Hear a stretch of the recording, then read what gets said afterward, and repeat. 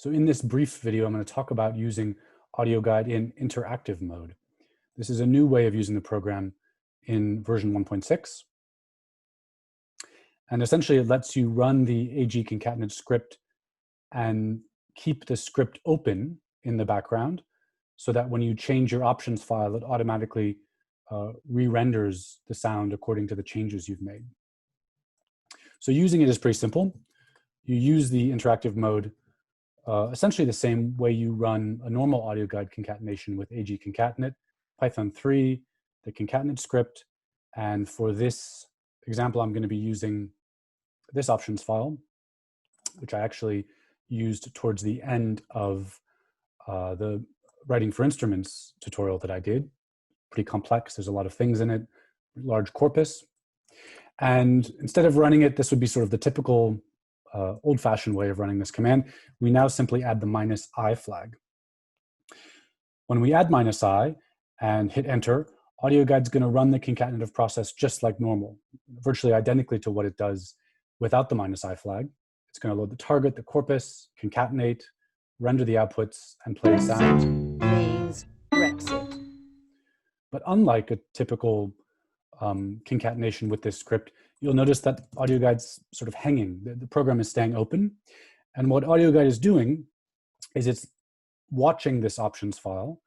And if you modify it and save the changes, AudioGuide will automatically look at what's been changed and run the parts of the program that need to be run to reflect those changes and create a new output.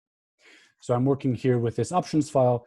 If I go ahead and just comment out the C-sound channel render method, which makes it so that you can hear the target and the corpus at the same time, I'll comment that out and press save, and you'll see that AudioGuide will automatically re-render the sound file for us. And what's useful about this, here I'll change the C-sound sample rate. Turn this back on so we can hear the target. Means Brexit. What's really useful about this is that, especially when you're working with large corpi or lots of data, a long target, it can take a lot of time to load all that stuff into memory. And you can spend a lot of time kind of running the script over and over again while you tweak parts of the program that affect the concatenative process, for instance. Here, because AudioGuide's automatically looking at what's changed, it will only run the parts of the code it needs to. So if I change the descriptors that are being used, we just use centroid. Let's try using kurtosis. Oops.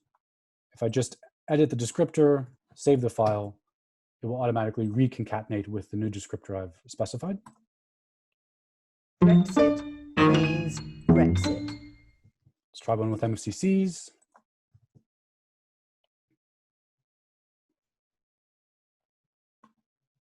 Brexit means Brexit. I'm going to comment out the target sound file so we don't hear that in the mix anymore. And you can basically edit anything in the options file you want to. If you edit the corpus, AudioGuide has to reload the corpus. If you edit things about instruments or the search, AudioGuide has to redo the concatenation. Let's try doing a version that's just for solo piano. So I'll comment out all of my other instruments. Let's do a version for piano and violin.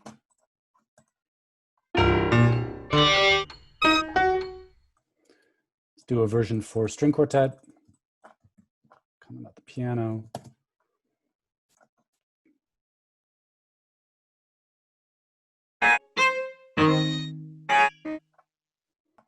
So as you can probably tell, this new interactive mode in agConcatenate really helps you work much more fluidly with an options file, especially if you're working with a large corpus where it takes a long time to load all of these sound files into memory.